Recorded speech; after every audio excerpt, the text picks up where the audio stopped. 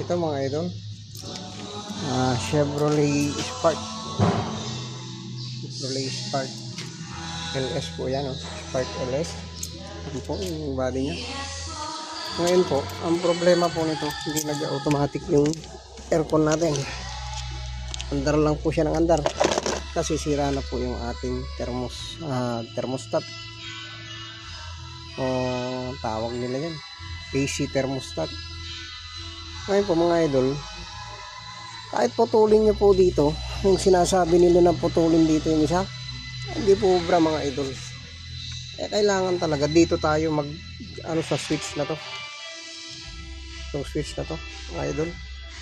Kailangan talaga diyan kayo mag ng setup ng wiring, kasi itong kakabit po natin mga idol, kung makikita nyo, ito digital temperature na to. Kasi ayaw ko naman na galawin to, gusto ko nagagamit ko pa rin to 1, 2, 3. Itong gagawin nyo lang mga idol, ito bubunutin nyo itong buong panel na yan. Ito tinanggal ko, hindi ko lang naipakita kanina Ngayon yung isang line dito, hanapin nyo lang po yung positive at saka negative. Nasa bandang ibabaw lang po yan itong switch na to. Kung makikita nyo itong button na to, pag nakaharap sa inyo ganyan, itong bandang ibabaw po, yung isa po dyan is positive. Ito namang may lining na green, ito may lining na puti.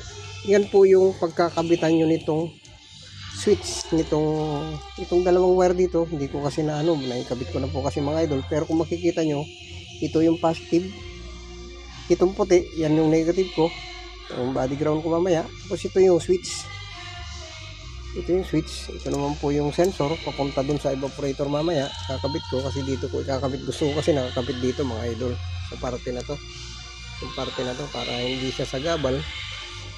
Ito, ganda kasing pwesto kasi yung 2-din radio ko, pwede ko nang ipadaan dito, tatagos siya dito. Yun ang ko mamaya mga idol. So gagawin ko yan. Ito mga idol, ito yung switch, yung para dito sa dalawa na to. Kung makikita nyo, may dalawa dyan, yung tawag nito S1 at saka S2. Ito po yan, ito yung pinutol ko mga idol, yung line na may green na may lining. Ito naman light green, ito yung positive line galing sa ignition natin.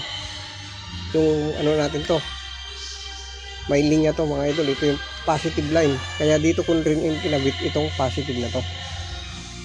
So ayan mga idol, ang ikakabit ko na lang is itong isang S2, itong S2 dito, kasi pinutol ko yung isa dito mga idol, pinagkabit ko. Yun yung gagawin kong switch para magmandar yung aircon natin. At saka, kasi pag hindi nyo gawin dito mga idol, hindi na mamatay auxiliary fan nyo. Ito kasama na sa auxiliary fan pag pinaandar nyo mga idol, kaya kailangan dito nyo talaga putulin yan.